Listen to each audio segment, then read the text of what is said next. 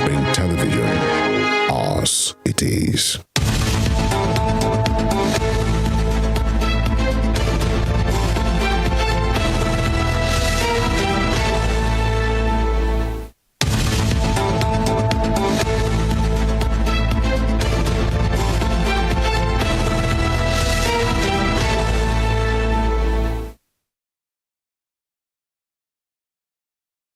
Hello, good morning. Thank you for joining us on Morning Spring on Western Spring Television, where we say it as it is. You can watch us live on Star Times Channel 190 on the DTT platform, and also check us out on all of our social media pages at Western Spring Television. Femi Olanipekun is my name. We have our president-elect. Good morning. That way we welcome you to the program today, Emmanuel. Yeah, on that note, to welcome you to the program. Nigerians finally know who will be leading them for the next 4 years. It's been a grueling and very tiresome 4 days after the election, and finally the results have been called, and Nigerians now know who they will be calling Mr. President for the next 4 years. My name is Emmanuel Adikele. Welcome to the show. Good morning. Thanks for joining us on the Morning Spring on Western Spring Television this morning. I'm Temijakbe Ajujola. All right. So, I mean, how many hours then after the elections itself for the results were announced? So we're looking at Saturday, today's Wednesday. As of yesterday, it was 72 hours, so 96 hours. Less than 96 hours now. 96 so hours, yes. We're looking at about 90 hours after the election. We have, the president-elect announced by the Independent National Electoral Commission. We'll try and get you to take a listen and see how the process, went down at the National Collation Center, and then, if possible, also get you to hear the president-elect acceptance speech. Promising to be the servant of the people, saying he's a conductor in an orchestra, and that he's going to give his best to the Nigerian state. But so it's the dawn of a new era, if you like. But this has been docked, with so many controversies. The opposition understandably is furious, and they've had press conferences calling for the cancellation of this poll.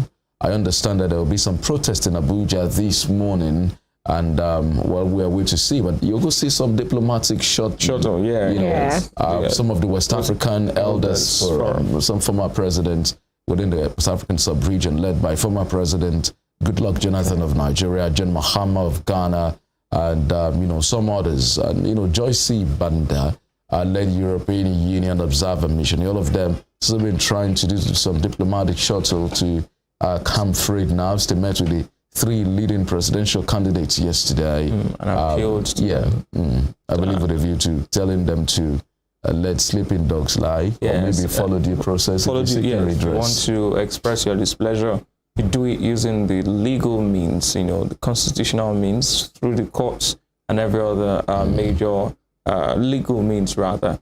So it's good to see the elders going around telling people to calm down. Now it's the principal actors themselves who also have to replicate that, and be vocal, like I was saying yesterday. Be vocal about what you want, how you want people to react, and that is just by telling them to calm down. We can't burn down the nation. We can't shut down the nation because of elections. Let everybody who's aggrieved seek redress through the already established way via the Constitution, and hopefully all aggrieved parties will be assuaged, and every frayed nerves will be calmed. It's a new dawn. In a couple of months, the president-elect will be sworn in, and that means that President Muhammadu Buhari will cease to be president. And a lot of persons, a lot of messages and congratulations and disagreement and disapprovals.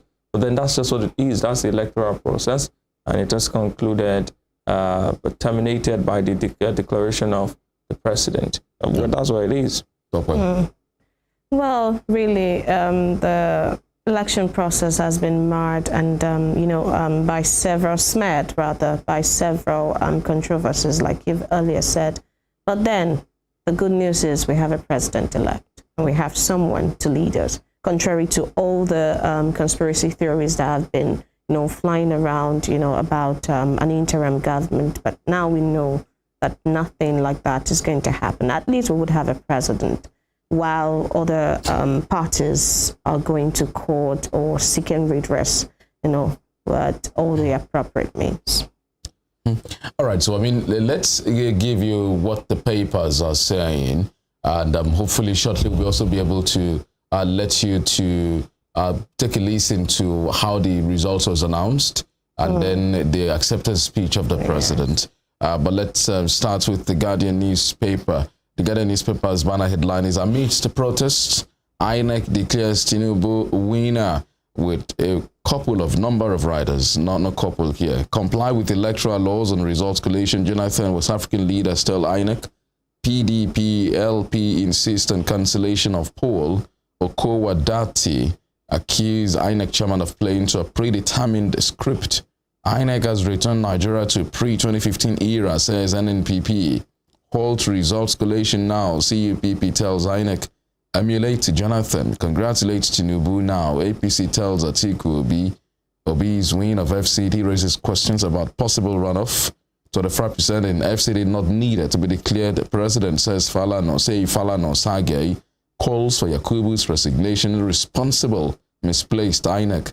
Tinubu files suit to stop PDP LP from stopping collation.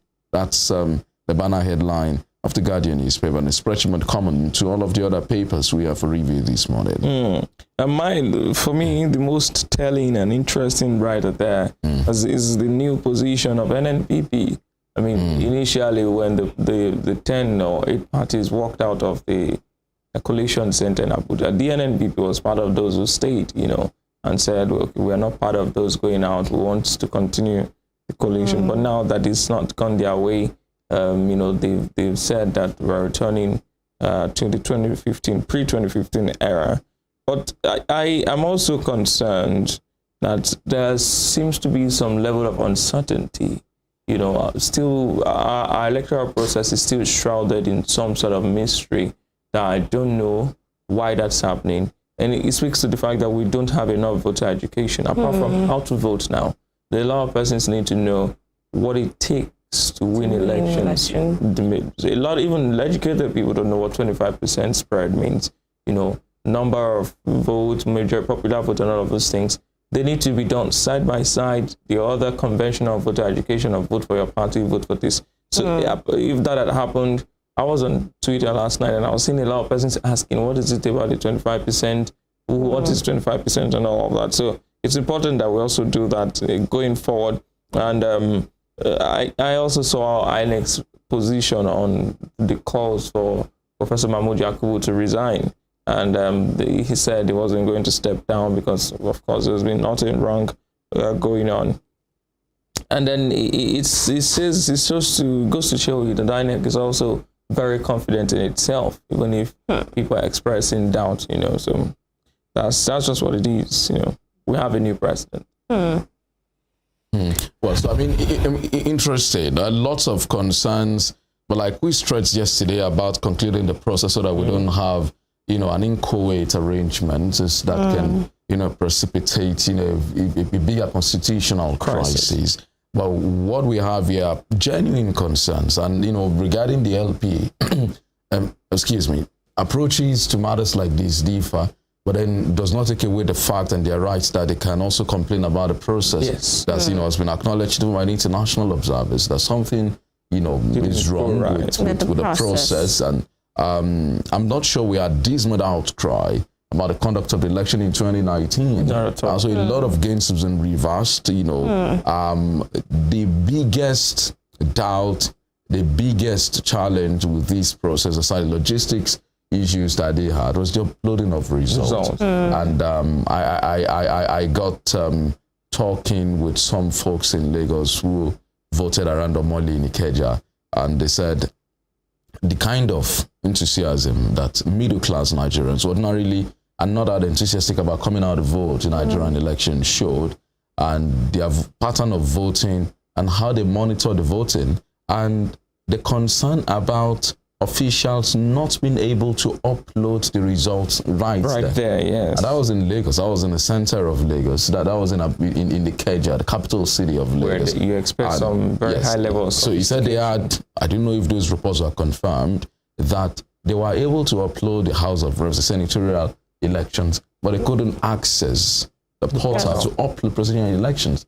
So it leaves room for concern, for second guessing and thinking something probably was wrong somewhere.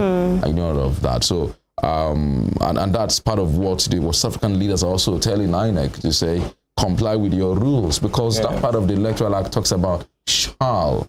It's compulsory, it's mandatory that you upload. Not may. Yes, not may, shall, that you shall. But, the election has been concluded now, and the result has been announced. The naysayers, those who do not agree with this, they have the right to disagree. They have the right to be aggrieved, but they should be torn within the ambit of the law. That should be stressed. Okay, so some of the other headlines on the Guardian newspaper. IFG replies, cautions of Obasanjo against truncating electoral process. Former President Obasanjo came under attack yesterday from many people, saying very strong attack, saying, why would you even make such a suggestion in the first place? Ikpeazu loses Senate bid to Abaribe in Abia South as INEC reverses itself. CHRCED wants Rex redeployed ahead of Cuba legislative polls. Concerns as energy crisis spikes haulage cost by about 71%. That's Ikpeazu's story. I think it completes the G5. So that's 4 of the G5 biting the dust. Yes. Yeah. Yes. Ikpeazu, Ugwanyi, Autumn. Who is the last person? Sheyi Makinde. So that's 3 out of 5. So Sheyi is the last one. Contesting for election. We'll see how it goes. So the dynamics of politics, and maybe there will be lessons learned. Yes, and because Wike did not openly come out to say he was supporting the APC, we could also say that as a PDP governor, he lost his state. He lost his state. So that theoretically or tentatively for the G5 governors. But what surprises me now is that INEC is reversing itself. The same thing with Ireti Kingibe's election in Abuja. Almost all the results had been declared, and then they halted the result coming from Buhari, and it was some sort of concern. Why do we have all of this? At some point, Natasha Akpoti was in the lead. It was very clear that it was going to be called for. But some things, it speaks to the fact that people have been asking questions about the credibility of the polls. Yeah. I saw some results, some snapped INEC result sheets. The one you mentioned yesterday about the 0-2, I saw that, but the figures were altered, but in words, it was still the same. I saw one where they had to tape papers over the score of a particular party. All of this, amidst this, we still thankfully were able to complete the process. But then we now have to sit down and look at all of these things. I thank God, or thankfully the Electoral Act provides for INEC to re-examine the process and see if they can make a different statement or different position. But then INEC's credibility has always been questioned, and one would have expected that this was a chance for the Yakubu-led commission to redeem, but then it took more hits, and you wonder just how many more hits it can take, considering the fact that there are still next week, and later in the year, some other off-circle elections by us, I suppose, so you just wonder what's happening, and we hope that all of these things are monitored and lessons are learned. That's what's important. It didn't appear as if we learned any lessons for this election. It didn't appear as if INEC is even going to, allude to the fact that the process was not well conducted. And if they are not ready to accept that, how would you have any lessons to pick from here? Or how would you work better to make the electoral process, sort of seamless in the next few months? Okay, so I'm sure there will be introspection. There will be some post-mortem, looking at how the process went. But perhaps what some people want is for INEC to stop the process midway. I doubt if that will happen. That will plunge the country into crisis. Yes. I'm not sure it's done anywhere. But so definitely at this stage, we need to do some introspection. We need to do some soul searching. INEC needs to do a review of its processes, of its systems, and how we seem to have reversed the gains of 2015 and 2019, as such that confidence level has dropped in the ability of the EMB to conduct elections. We need to look at that. But I remember when we had a very flawed election in 2007 also, that brought in President Yar'Adua. There were concerns and the man himself acknowledged that election that brought in was deeply flawed. And so here we are again. And the pattern, the voting this time is even closer. I think President-elect Tinubu had about 35% of the vote. So that means the country is deeply divided, and so we need to do more about it. The job that lies ahead of him is even more important now. But so move on to the next paper because of our time. Yes, we'll take the Nation newspaper this morning. The Nation newspaper also says Tinubu is president-elect, as on page 4 of that paper. And two writers there, INEC declares APC candidate winner with 8,794,726 votes to get certificate of return at 3 p.m. And just beside the picture of the man there, Asiwaju Bola Ahmed Tinubu, you can see the total figures from all of the states, 36 states. Asiwaju Tinubu getting 8.7 million votes, Labour Party 6.1 million votes, PDP 6.9 million, and NNPP 1.4 million votes across the 36 states. It's interesting to see. It really was close. You cannot say that it was a landslide or a wide margin. The margin between the PDP and the Labour Party, not very, just about 800,000 votes, and 1.8 million difference between the eventual winner and his closest rival. The NNPP coming really distant fourth, by a margin of 5 million to this first and second runners-up, and by a margin of about 7 million to the winner, eventual winner of the election. So that's what it is on the Nation newspaper, and it's a reflection of the results declared by the Independent National Electoral Commission, INEC. And that below that story, APC, Tinubu, Shettima urge court to prevent stoppage of results collation by INEC. Some persons are saying that they were going to, some report of some persons going to approach the court to, stop the results. And it would have been interesting to see if any court can make a pronouncement of such nature. It would not be a constitutional crisis. If a court can give an order restraining INEC, considering its independence, although it's still subject to the law, asking INEC to stop the collation, it would have been interesting to see that. But thankfully, the process has been completed. Above the nameplate, 10th Senate, APC wins 51 seats, PDP 27, Labour Party 5, SDP 2, YPP 1, and NPP 1. Remember that in the Senate, there are 109 seats to be won, 109 seats up for grabs, and at the House of Reps, 360 or thereabout up for grabs too. So this Senate is not as diverse as we thought. We felt because of the strong showing of Labour, we're going to have, many Labour senators also in the Senate. But then with APC comfortably has a majority. So the APC is definitely going to have to elect the principal officers, and they also still get so because the next party is 27, though we still have like 10 more seats to decide. But evidently, if personally, I was expecting it to be more diverse and more evenly spread. Yes, but the problem with the Labour Party is that some of those who won actually rode on the wave of the OB movement. So bar that movement, they may not have even gotten the ticket.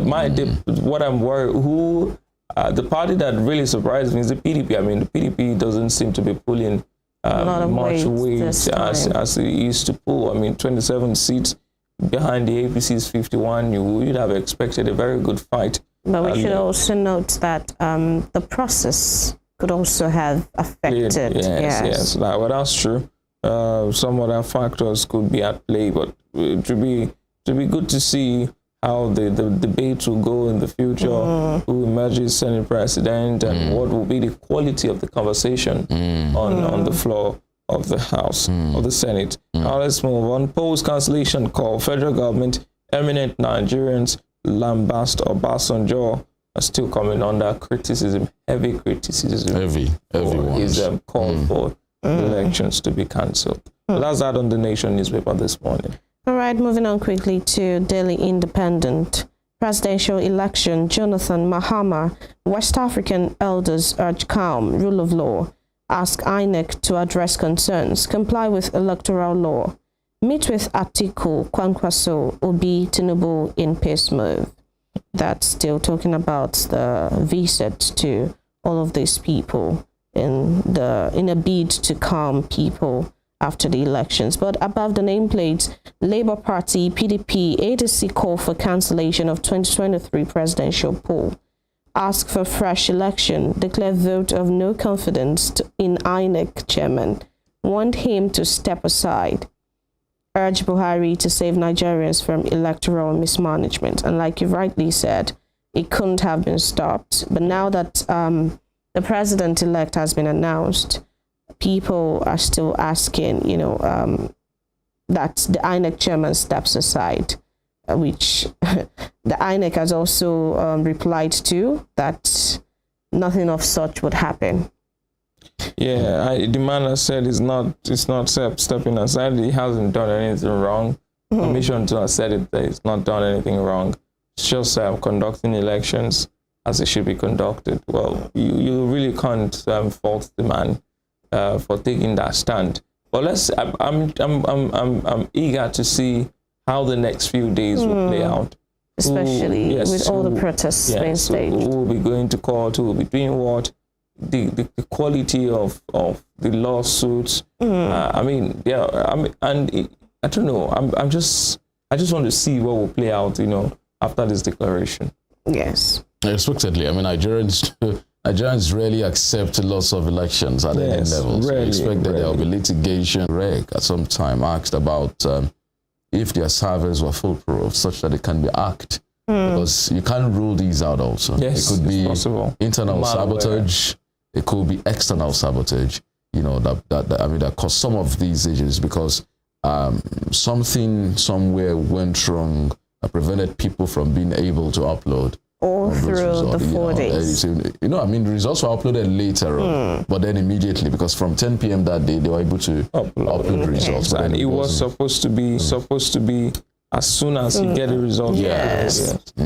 So it wasn't. It was slow. A lot of questions will be asked, but then some will argue that maybe the issues are not as huge enough to impact on the overall outcome of the election. Then we need to argue that out. So, right, the last story, presidential election, any result announced by INEC chairman is illegal. That's Okowa Dati saying that. Give commission 60 days to get beavers to conduct fresh election. Okay, well about that's behind us now. Yes. Now it's been announced. So quickly, let's give you the Daily Trust newspaper before we go take a break and bring on our guest. Daily Trust newspaper. Tinubu is president-elect. Receive certificate of return today. The Nation said it's going to receive by 3 p.m. Yes. Extends olive branch to Atiku, B. Konkonso. PDP LP reject results, demand Yakubu's resignation. INEC kicks. West African elders, NSCIA sue for peace. And you can see a map of the election and how the states stand in the presidential election. So the APC, the Labour Party, the PDP all share 12 states each. The NNPP won just one. So it's a keenly contested election. We must stress again. 12 states each, but then the number of votes won in each of those states vary. Yes, it varies, and also if you check another part of that headline is APC on the front page of Daily Trust. APC maintains majorities in Senate with 49. Say the Nation newspaper called it 51. And the Daily Trust is giving the Labour Party 6, while the Nation has 6 seats in the Senate, while the Nation gave the Labour Party I think 5. 5, and then the nation also gave the PDP 27. Yeah, 27. Daily Trust gave the PDP 22. I mean, more updates. We get more updates today. Yes. As more results announced. That of Yinaya Baribe, one of the most active senators, one of the most vocal senators, and at the last Senate. I'm personally happy that he's coming back. Yes. And I think we should also talk about the fact that many of those governors failed in their bid to go to the Senate, and I think it's good. Yes, for me, because we are turning the Senate to sort of a retirement home, one, and two, it's sort of a referendum on their performance and how their people see them and perceive them. Only 2 of them, I think, Dave Umahi of Ebonyi State and one other that won their re-election, but many of them lost. It's a statement. It's a statement on their performance, how people saw them. Going into the elections, a lot of persons saw Samuel Otom of Benue as that person who was always outspoken and all of that. He also pandered to the Obi movement at some point. But the reality on ground was that he was also not doing well in his state. He was owing salaries. He was not, taking care of the workers. And so that spoke on his ambition, senatorial ambition. And that he lost very early into the election, before the whole thing even became very much blown up. It was one of the first major casualties. Yes, first major casualties. Yeah. I look at the other governors too. Ugwai, if you speak to people from his state, Enugu State, they don't really, these people don't have good remarks. There's no connect really with the people. Yes. Yeah. I saw also the vice presidential candidate of the PDP. I mean, that also speaks to the fact that he lost his state. At his polling unit, normally you see governors being mobbed by their supporters. He was just waving at people and they were going about their business. I mean, you wonder that Emmanuel Ujadi had more strict credibility than the governor. Yes. I can't walk past this street. People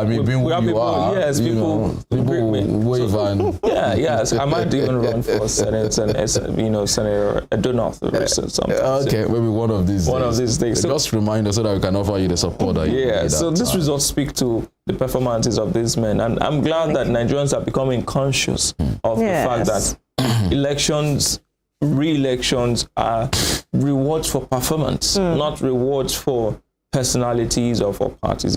If you do well, you get to come back again. You get a better position. But if you've not done well, we can't send you to go. Well, so I also feel that irrespective of our misgivings about this election, I think we've made some appreciable progress. Messages have been sent, statements have been made, that the people will not be taken for granted again. Anymore. Some of those who lost. In Kaduna State, for instance, PDP cleared all 3 senatorial seats there.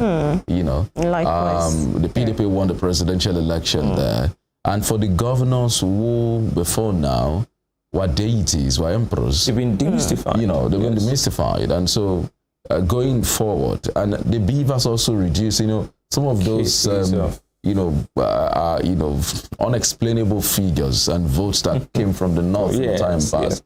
I think we need to also talk about the voter turnout at some point. Maybe analyze it. When the figures come out and look at how low the turnout is, or if it's actually a reality, if we've been telling ourselves lies. Yes. I'm also, like you said, very happy. If you look at that Kaduna election, the sitting governor, and the person who is running for governorship on the platform of his own party, both of them from the same local government, lost their local government. And it's almost the same everywhere. Big wigs, people who you'd look up to as, political influencers seem to be losing. The people seem to be taking back their consciousness from these men. And it speaks to the fact that we're becoming more educated politically. Now we're seeing the need for us to take charge of the process. And that's how it should be, honestly. People should take charge, just take back the process. Let them know that we can put you there. We can decide that you're not going there. And there's nothing you can do about it because the people always determine who becomes their leader. All right. Well, just rush through the other headlines and Daily Trust newspaper. Election violence. House leader Dugu arrested at Kano Airport. Uneasy calm as new CBN rule on seats bank chiefs. 4 days after elections, airlines reduced flights by 60% and below the pay-per. Protesters clashed at the election results collation center in Abuja. Dangote, Bua, MTN, others to share 787 billion naira's 2022 dividend. Fire guts Lagos Blue Rail Station. Well, when I saw that story about fire, I was scared. I was not relating to the election, but thankfully it was not just something of an accident that was quickly put out. But that's that about the papers this morning. We'll take a break. When we return, we'll bring you our guest. We're looking at about the outcome of this 2023 presidential election.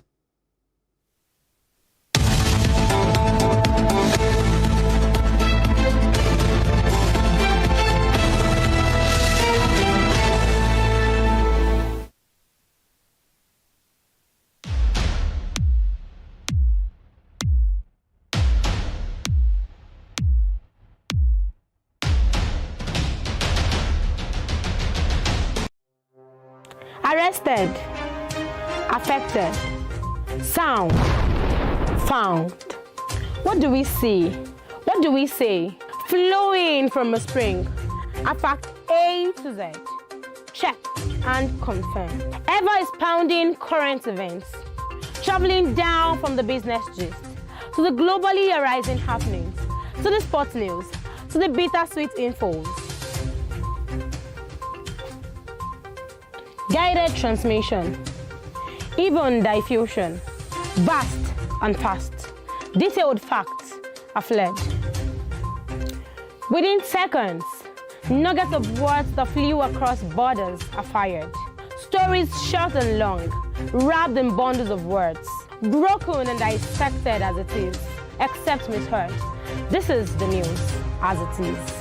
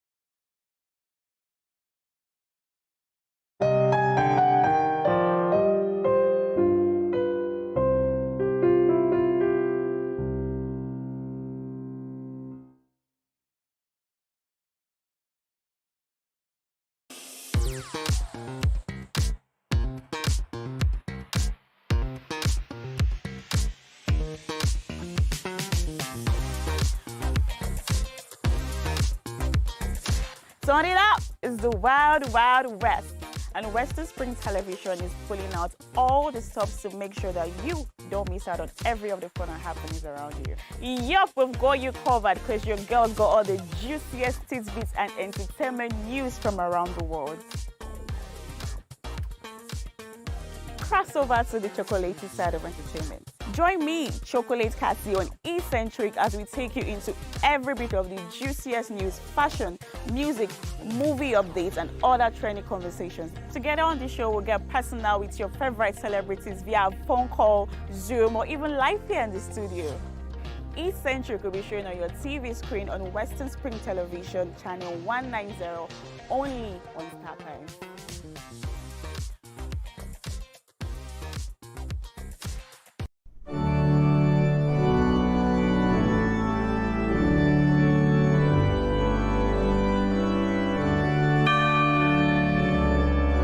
Here are 5 amazing fun facts I bet you never knew about Christianity. Number 1, there are over 2.4 billion Christians worldwide. Amazing fun fact number 2.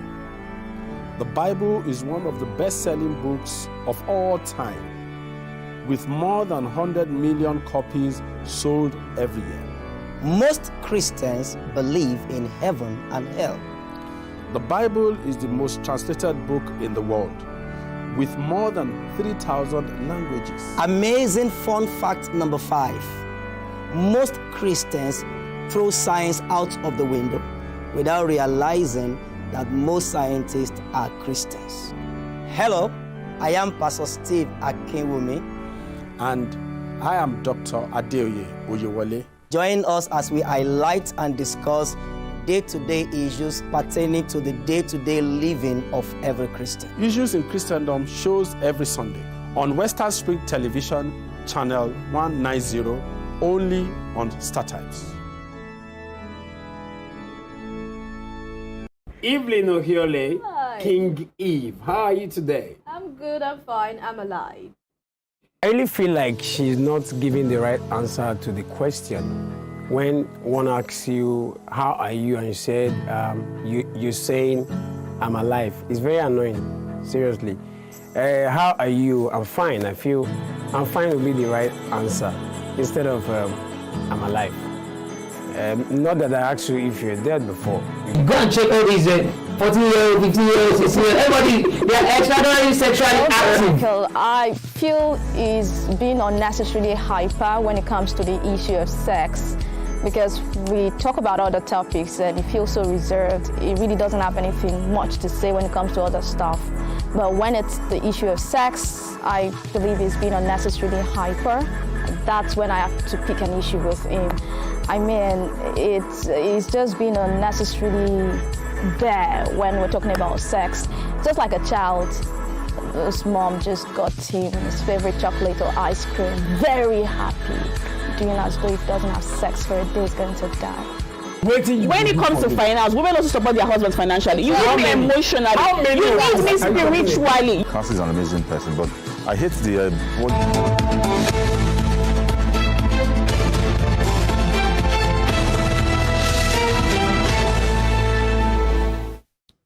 Thank you so much for staying with us. You're still on to Morning Spring, coming to you from Western Spring Television. You can watch us live on YouTube, Western Spring Television, and also on StarTimes at the channel 190, the DTT platform. Well, it's the morning of the announcement of a new president. The president-elect, the elections of February 25 was produced. A winner finally. A very contentious election, keenly fought. Bola Ahmed Tinubu of the APC is the president-elect. We have joining us live on the line from the United Kingdom. Dr. Misbah Lateef is a legal practitioner. He's also a lecturer at the Faculty of Law, University of Hull in the United Kingdom. Thank you for joining us on Morning Spring this morning, Dr. Lateef.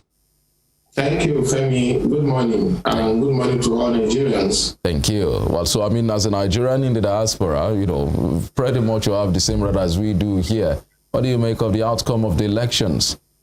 Well, as a Nigerian in the diaspora, like you rightly put it, I can tell you for free that we have also been very, very, as I would say, glued to our TV, closely watching the events, you know, as they unfold or unfolded, as the case may be, till it came to a climax very early this morning. So we are also very interested. I mean, everybody, you have to put everything aside. And I think the election has come to an end. I mean, the collation and the declaration, a president-elect has been declared. For me, I think that is a milestone in our democratic journey. Yeah, you agree with me that democracy is not a destination, it is a journey. America has a democracy of over 200 years old now, and then we saw what happened at their last, you know, presidential election. I mean, the issue with the result and all of that, and then the insurrection at the Capitol Hill. So for me, really, democracy offers an opportunity, you know, for a change of governments at different cycles. And when this happens, it manifests in consolidation. You know, it reflects the hope of the people. You know, a change of government, a change of environment and everything that comes, you know, with that cycle, you know, naturally brings some kind of relief, you know, regardless of the circumstances surrounding the process. I mean, the process has not been perfect. We cannot overemphasize that. So really, I think it's a very great momentum for Nigeria it is a milestone in our democratic journey, as I've said, and I hope as we go forward, we will take the right lessons, from the inadequacies that may occur in the current process, and we should be happy that at least we have sustained our democracy yet again. It is a work in progress, and we should continue to build on our successes, reflect on our failure, and make sure that we redress whatever challenges we have in the system. So it is a very great moment for us, and for me in particular, we are so happy that we have reached that milestone, as I have said, in our journey. Well, so, before we begin to look at the issues and the matters arising from this election, did you see the closely fought election coming? For instance, the very impressive performance of the Labour Party. Many people never thought of even winning a legacy homestead of the candidate of the APC. And so eventually all parties, all the three front runners, won 12 states each. It was only the votes that they got produced the clear winner election.